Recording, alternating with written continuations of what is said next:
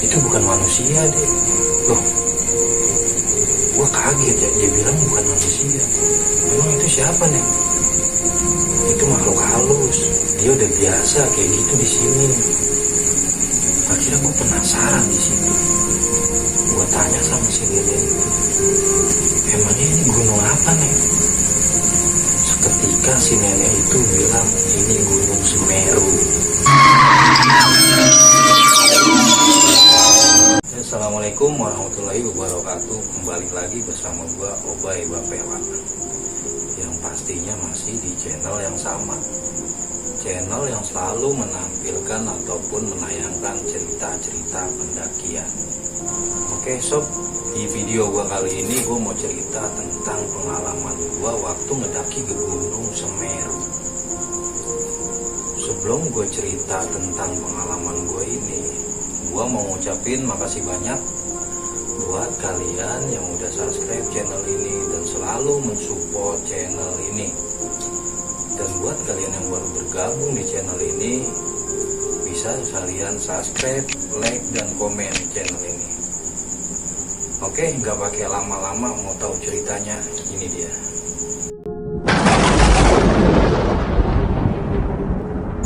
Tepatnya di tahun 2008, gue ngedaki ke Gunung Semeru.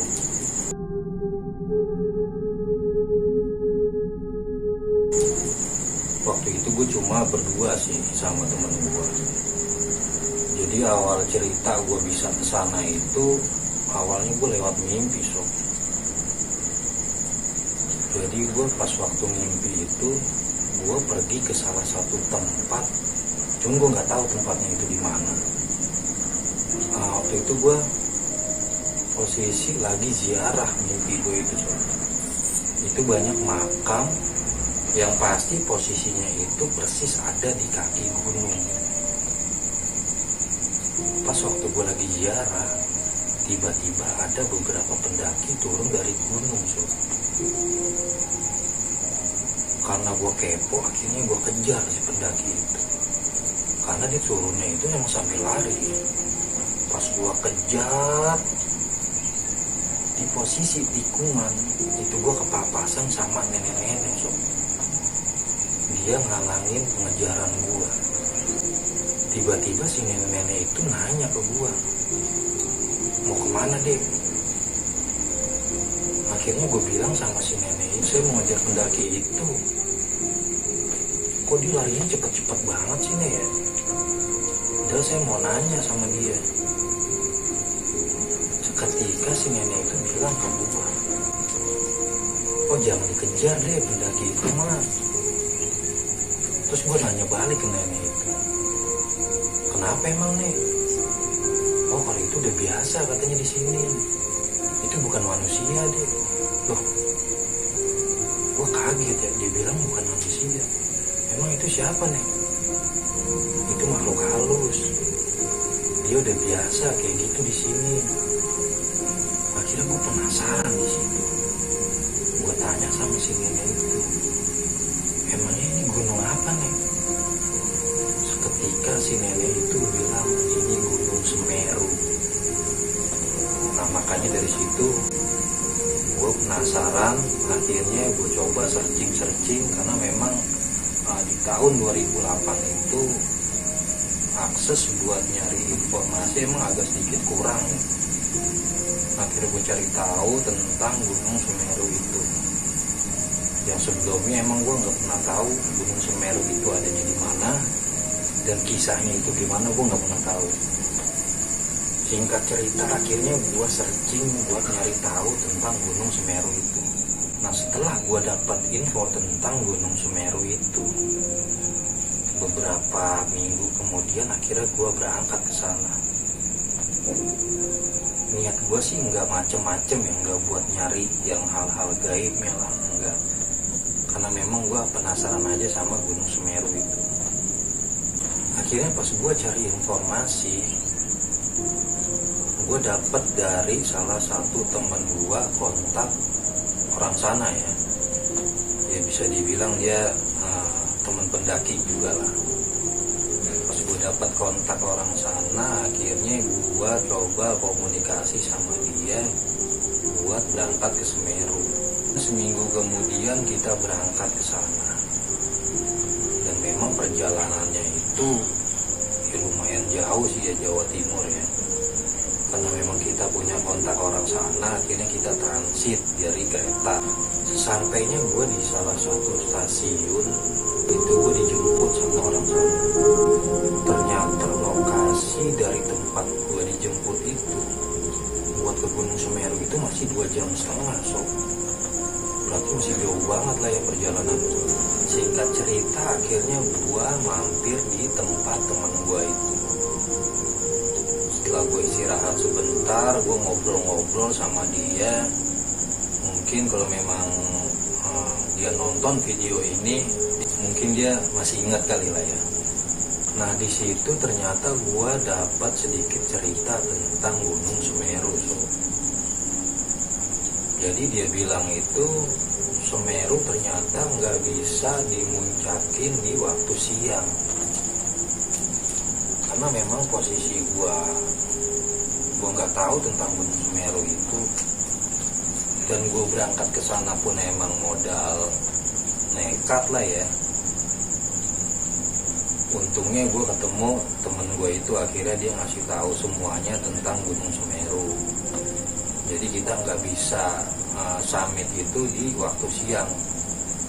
Batas summit itu dari jam 1 malam, jam 10 pagi kita udah harus turun lagi sampai di Kalimati. Singkat cerita, akhirnya kita berangkat lagi sekitar 2,5 jam dari rumah teman gue itu. Sesampainya gue di Pasar Tumpang, gue bingung di situ mau ngapain lagi ya. Akhirnya kita coba tanya-tanya sama warga sekitar. Sekitar jam 6 sore gue sampai di Pasar Tumpang itu.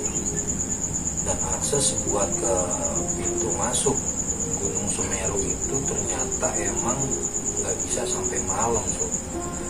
Jadi posisi maghrib itu udah nggak ada akses kendaraan buat naik ke atas. Akhirnya gue di situ ketemu salah satu warga, dan ternyata dia salah satu supir angkutan buat akses menuju ke pintu masuk Gunung Semeru. Di situ dia nyaranin gue buat trek pagi dari Pasar Tumpang itu, karena memang posisi gue nggak tahu mau kemana lagi. Akhirnya dia ngajak gue buat mampir ke rumahnya, dan besok paginya baru kita trek. Singkat cerita, sampailah kita pagi dan kita mulai perjalanan. Akses perjalanan dari bawah sampai ke pintu masuk itu bisa dibilang lumayan jauh juga sob. Akhirnya nggak lama kemudian kita pun sampai di base camp Semeru. Pas sampai situ gue agak sedikit bingung juga. Kok sepi banget sih pendakiannya? Jadi pendakian pas waktu gue kesana itu emang benar-benar sepi banget sob ya. Bisa dibilang itu cuma 2 rombongan. Nah gue berdua sama rombongan dari Jogja kalau nggak salah waktu itu ya. Sekitar 10 atau 15 orang lah, gue lupa. Nggak lama kemudian kita isi maksi di situ dan mulai trek perjalanan. Pas gue mulai masuk pintu rimba, itu gue belum ngalamin apa-apa sob. Cuma yang gue rasain tuh kayaknya gue naik gunung nih, kok hampa banget sih. Mungkin karena sepi kali ya posisinya. Akhirnya kita jalan terus sambil ngobrol-ngobrol sama temen gue. Singkat cerita, gue sampai di Randu Kumbolo.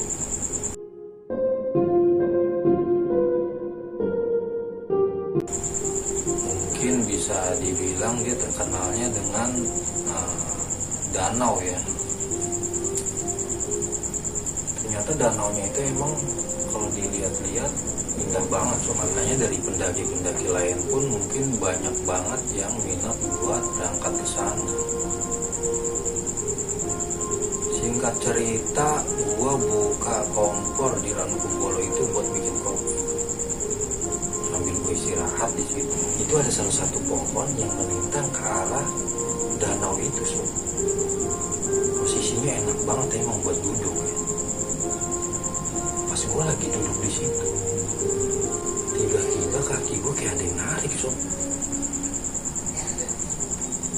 Akhirnya di situ gue kaget ya.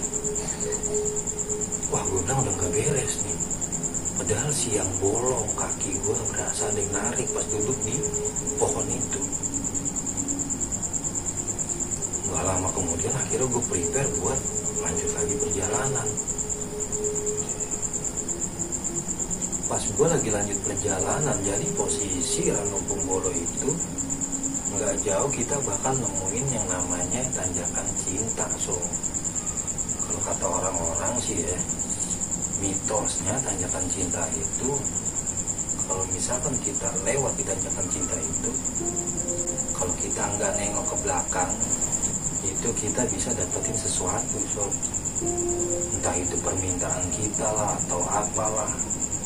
Ya kita sih percaya nggak percaya ya. Mungkin mitos itu ya kita nggak tahu juga. Akhirnya gue coba, sob, di situ. Berdua sama temen gue ngelewatin posisi Tanjakan Cinta itu. Emang kalau dilihat dari bawah ya, treknya itu gak terlalu jauh. Tapi pas gue mulai jalanin, itu gue berasa jauh banget, sob. Dan posisi gue pun, gue belum nengok ke belakang. Pandangan gue berdua tuh masih ke depan terus. Dan gak lama kemudian gue melihat ada sosok pendaki cewek. Itu persis ada di ujung Tanjakan Cinta.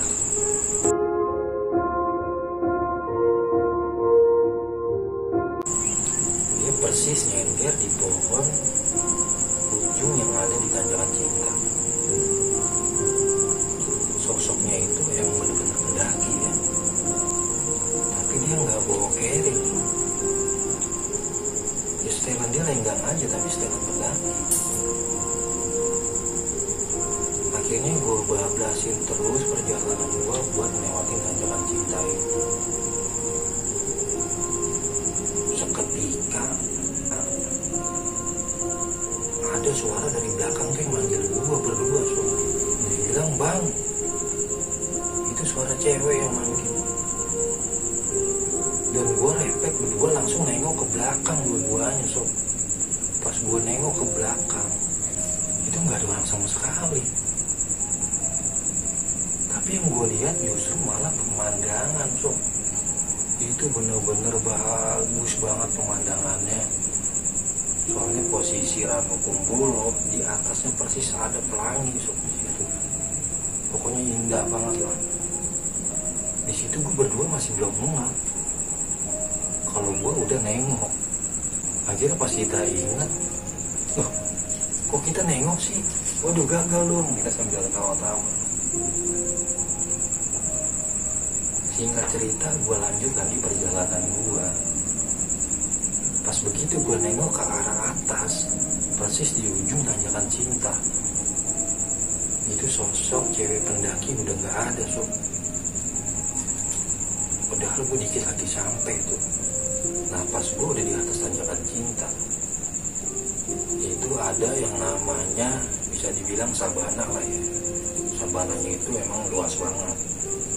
Kita disuguhin sama bunga lavender kalau nggak salah waktu itu ya. Jadi warnanya ungu-ungu gitu, cakep deh. Nah di situ itu benar-benar nggak ada pendaki sama sekali. Makanya pikir gue, tadi perasaan ada cewek pendaki di sini, kok tiba-tiba nggak ada. Itu gue lihat kiri kanan ya, benar-benar nggak ada pendaki. Berarti yang gue lihat itu, ya mungkin ya kita nggak tahu sih ya, bisa jadi manusia benar atau ya makhluk-makhluk ya itulah, kita nggak tahu. Akhirnya gue terus terusin perjalanan gua sampailah gua di Kalimati. Nah, Kalimati ini salah satu shelter lah ya, shelter buat teman-teman pendaki biasanya pada buka tenda di situ. Dan sebelumnya pun emang gue dibilangin sama temen gue itu kalau mau camp di Kalimati aja, jangan di Ranukumbolo. Persis jam 5:30 sore gue baru sampai di Kalimati. Akhirnya gue buka tenda di situ. Kita emang bener di hari itu cuma ada 2 rombongan pendaki, gue sama yang dari Jogja itu. Cuma posisi kita emang agak jauhan, jadi di Kalimati itu ada salah satu bedeng lah ya. Nah, posisi yang dari Jogja itu posisinya dia di dalam bedeng itu, cuman gue agak jauh dari dia. Dan gak lama kemudian ternyata ada 2 pendaki itu yang berasal dari Malang. Dia persis camp di samping tenda gua. Jadi akhirnya kita di situ ada 3 rombongan.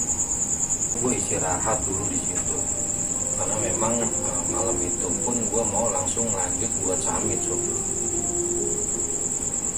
Pas jam 1 malam akhirnya kita prepare buat summit karena memang instruksinya kita nggak bisa summit siang ya, harus malam. Nah, gue coba buat ngajak anak Malang yang 2 orang itu. Gue bilang, "Mas, ayo kita summit, Mas." Akhirnya dia bilang, "Wah, kayaknya saya nggak summit, Mas," kata dia gitu. "Saya cuma sampai di Kalimati aja ini, besok juga langsung pulang." Akhirnya gue coba bujuk buat dia biar summit bareng gue. Gak lama kemudian dia minat juga buat summit. Dia bilang, "Ya udah Mas, ayo Mas, kita summit bareng-bareng." Ya udah, kita berangkat tuh di situ. Di perjalanan selama gua summit, ini teman gue yang satu masih sehat-sehat aja sob. Pas gue sampai di Arjopodo, tiba-tiba dia drop. Dan kebetulan persiapan gue pun emang kurang ya. Jadi dulu itu gue cuma bawa senter HP tuh. Jadi dulu itu HP-nya emang masih jadul banget ya, masih yang kecil banget sob. Jadi yang ketikannya juga masih ribet dah.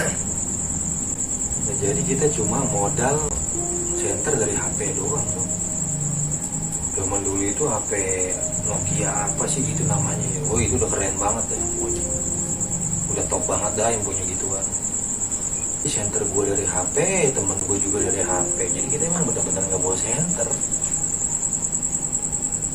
Nah, pas di Arjopodo temen gue drop so. Akhirnya gue gak bisa dong lanjutin perjalanan karena posisi dia emang parah banget lah ya dropnya ya. Jadi yang anak Malang ini tetap lanjut buat summit, tapi gue turun lagi. Antara bingung sih sob sebenarnya gue, antara mau turun apa lanjut perjalanan. Cuma kalau gue lanjut, temen gue bagaimana? Akhirnya gue putusin buat turun. Dan posisi di situ temen gue ternyata emang udah nggak kuat jalan. Akhirnya pelan-pelan gue turun sampai akhirnya temen gue itu gue apa sob. Bener gue rangkul nih jalannya karena emang udah gak kuat ya. Nah, di situ tiba-tiba senter HP gue mati sob. Jadi gue cuma pakai 1 senter dan penerangannya pun emang udah agak lowbat ya, udah redup lah. Pas posisi gue mau sampai di Kalimati, tiba-tiba ada 2 jalur sob, antara ke kiri apa lurus. Nah, di situ gue sempat melihat ada senter pendaki. Gue ikutin lah senter itu sob. Pas begitu lagi gue ikutin terus arah senternya, tiba-tiba hilang sob. Dan pas gue sadar jalur. Akhirnya di situ gue udah mikir aneh ya. Pikir gue ini kayaknya bukan pendaki nih yang tadi. Udah nggak lama kemudian gue langsung putar balik. Gue bawa terus temen gue itu. Pas begitu gue sampai ketemu Kalimati, itu posisi jarak gue jauh sob ya, sama bedeng. Sambil ngelambain center nih pakai HP. Tujuan gue minta bantuan lah ya, karena emang teman gue ini udah parah banget.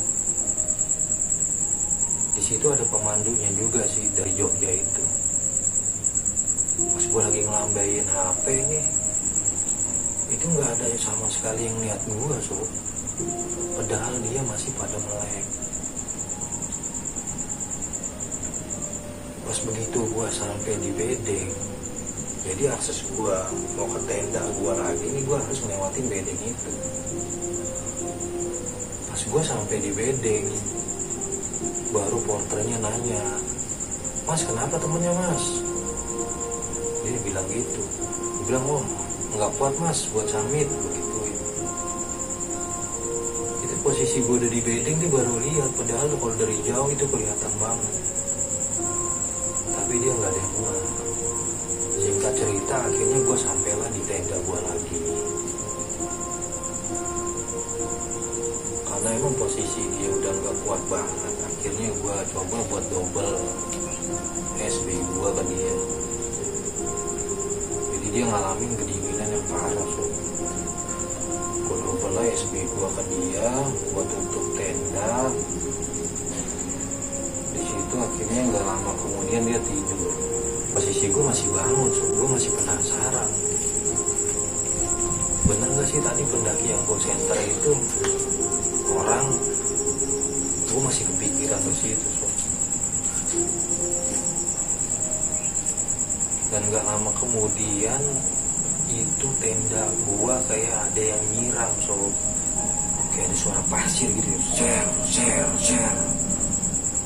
Gue gak tahu ya, mungkin karena emang Gunung Semeru itu terkenalnya sama erupsinya.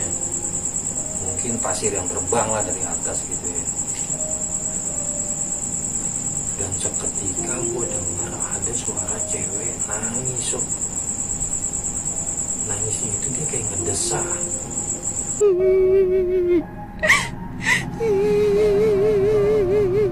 Itu gue denger sampai mau jam 5 pagi suaranya masih ada. Cuma gue udah gak berani keluar. Dan gak lama kemudian akhirnya kita ketemulah pagi. Dan di pagi itu temen gue udah lumayan sehat lah ya. Udah bisa ngobrol-ngobrol lah sama gue. Ternyata pas pada waktu malam itu kita summit, dia emang udah gak sadar ternyata. Gue bawa turun pun dia emang udah gak sadar. Oke, mungkin cukup sekian cerita gue kali ini. Jadi kita bisa ngambil banyak pelajaran ya sob dari cerita gue ini. Terutama masalah informasi lah ya sob. Jadi kalau misalkan kita emang mau ke gunung, ya kita cari-cari dulu. Jangan main sembarangan kita naik aja. Bisa kita ambil juga buat persiapan perlengkapannya. Karena ya menurut gua yang gua lakuin itu bisa dibilang konyol lah ya. Kita naik gunung tanpa persiapan. Udah gitu senternya pun kita emang cuma bawa HP aja. Terus pelajaran yang bisa kita ambil juga, kenapa sih gue bisa nggak lanjut buat summit. Jadi memang puncak itu bukan tujuan utama kita lah ya. Tujuan utama kita itu kita bisa pulang dengan selamat. Nah, mungkin kita ambil segi positifnya aja. Bisa jadi kalau misalkan gue lanjut terus perjalanan gue nggak tahu bakal ada kejadian apa sama gue. Jadi kalau emang dari salah satu teman kita ada yang nggak kuat ataupun emang ada yang drop, kalau bisa jangan dipaksain. Jadi tujuan utama kita itu emang pulang dengan selamat. Agak sedikit nyesel sih emang, cuma ya mau gimana lagi ya, ibaratnya keselamatan itu ya kita utamain lah ya. Oke, cukup sekian. Jangan lupa kalian nyalain tombol notifikasinya biar kalian gak ketinggalan cerita-cerita selanjutnya. Terima kasih dari gua. Assalamualaikum warahmatullahi wabarakatuh. Salam lestari.